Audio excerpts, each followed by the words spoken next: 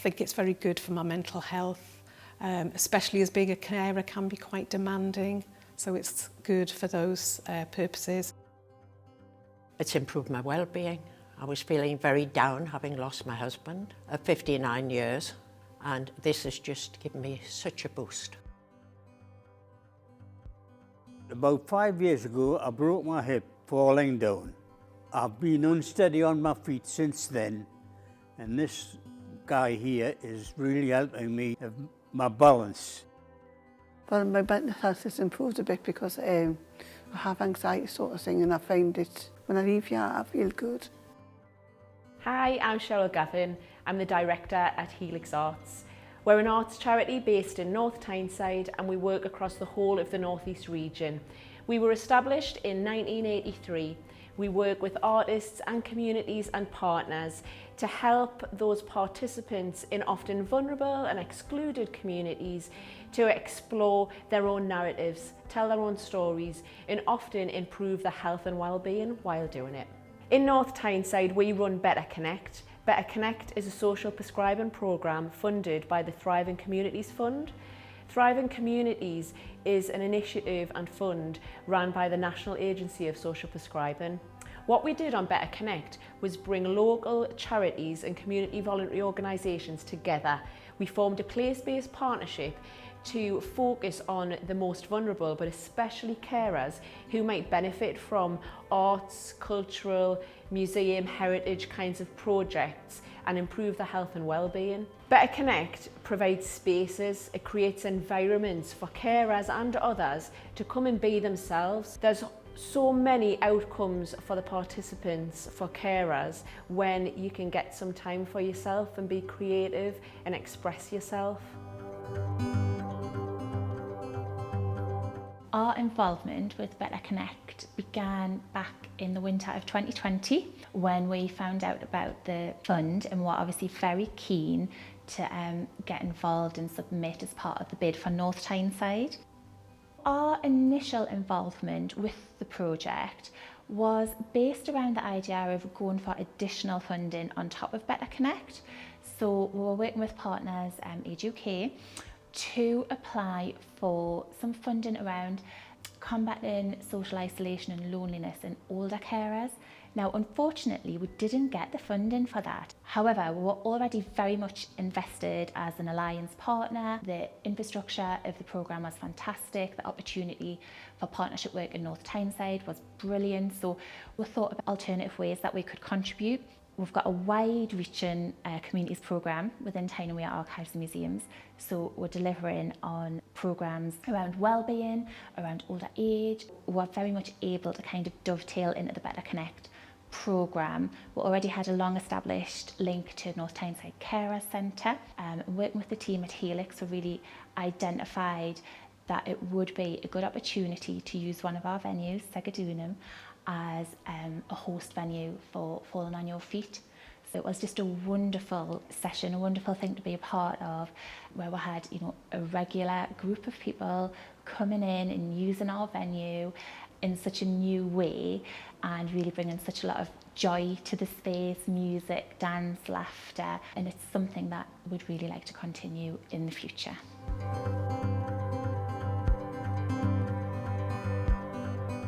Family Gateway is a charity that deals, we work predominantly in the North East or across the North East, and we work with people who are experiencing disadvantage, poverty and exclusion.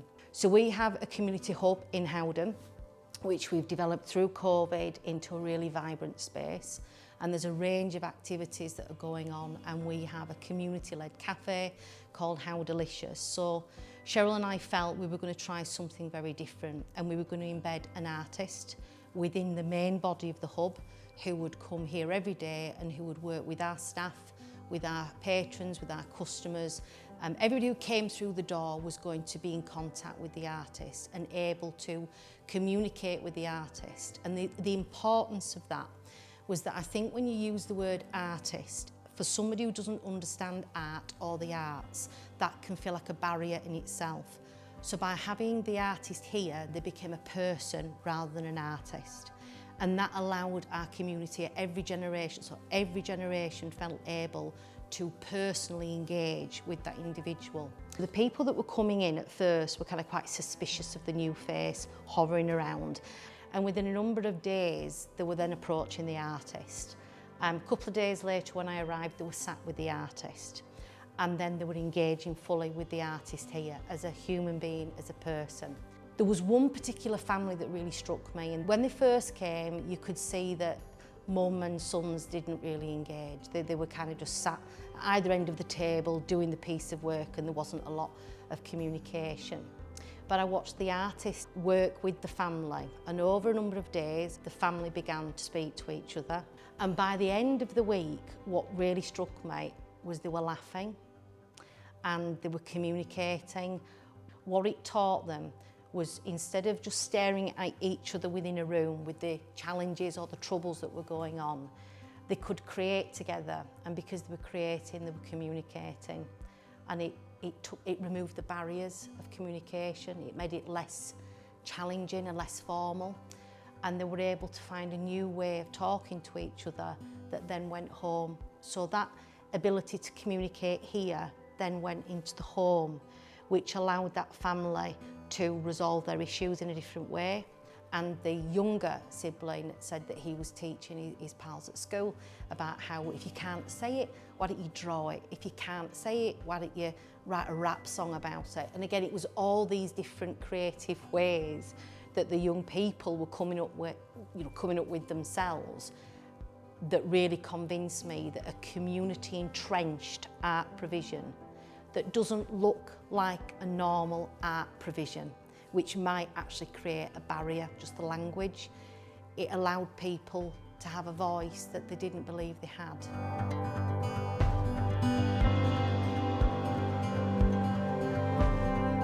The aim of the project that I've been working on has been to work with carers, young carers, older carers, but also those who are cared for. And it's about taking time out away from the caring responsibilities, or coming along to the session with the person that they're caring for and taking time out together to be creative and to make things. We talked at the beginning about family memories and how you sort of make memories and how objects hold memories for people. And some of the things people have said throughout the project have been things like, it'd be really hard to do this at home, to kind of gather all these materials together and make time to do it. So we made some packs for people to take away so they could try and do it at home, continue it. They recognised how important it is to take that bit of time out for themselves, and how they manage that on a day-to-day basis. And sometimes it's really not possible to do that because life's so busy and things sort of kind of take over. So this project, I think, it's clarified that need to do that really, and hopefully they can continue to do that in the future.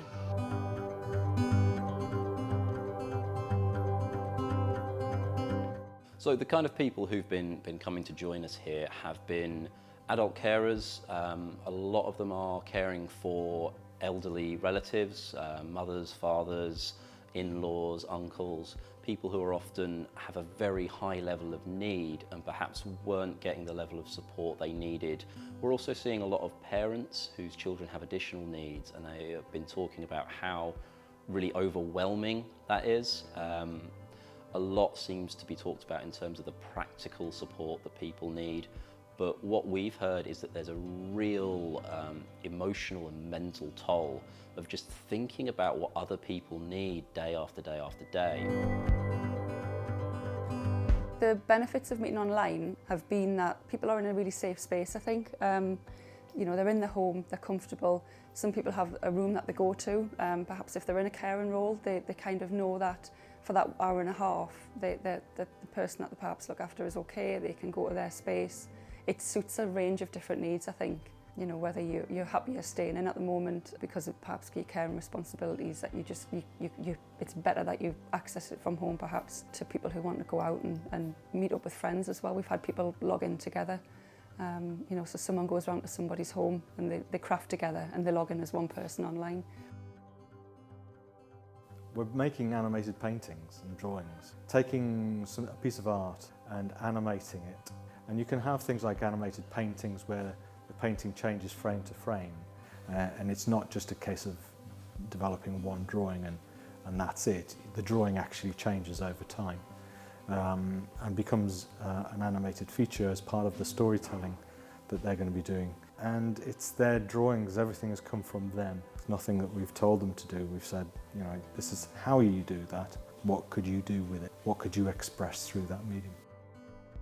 I joined the carer centre as a carer, and in one of the sessions that we had, one of the support groups, somebody came along from Helix Arts and they were just explaining that this was an offer for carers if they wanted to come along. And in its regards as helping me to switch off, it's been fantastic, because one of the hardest things being a carer is actually just being able to switch off. You're constantly thinking, are they okay? What's going to happen next? Waiting for the telephone to ring. The programme has helped me with relaxing after a busy day with my brother. It uses a different part of your brain to do with being creative and making things, rather than the responsibility of actually being a carer. My involvement in the programme started 2 years ago when I was a participant in one of Helix Arts' programmes, and then the next time they ran that programme they asked if I wanted to volunteer, which I jumped at the chance because I knew how much of a difference it made in my life, and I really felt that it should be spread far and wide and help other people. I was in such a bad place 2 years ago. I was shy, I didn't like to talk to people, I was terrified to leave the house, I was anxious all the time. And as a carer, it's very hard sometimes to get yourself just some time for yourself. My legs, because I've got circulation problems in my legs, and it seems to like help that sort of thing. It makes it less painful. I can walk because I have problems walking, and I can walk a bit further than I used to do, sort of thing, when my legs hurting, sort of thing. And I'm enjoying going to walking, sort of thing. The benefits to me, I think, is the fact that it's got me out. I live on my own, and all my family live. The nearest member of my family lives about 100 miles away, so everybody lives a long way away, and you come out and you make friends, and talking with different people gives you a different aspect on life, and it just makes you feel more rounded. Better Connect is a time-limited funded project, so as ever, we're always looking for what's next. What's the next phase of development for Helix Arts, arts and health work? We really would love to hear from partners and commissioners who are interested in this work, as well as participants for future volunteering or fundraising bids or partnership working. Better Connect hasn't ended, we're just working out what's coming next and what people want.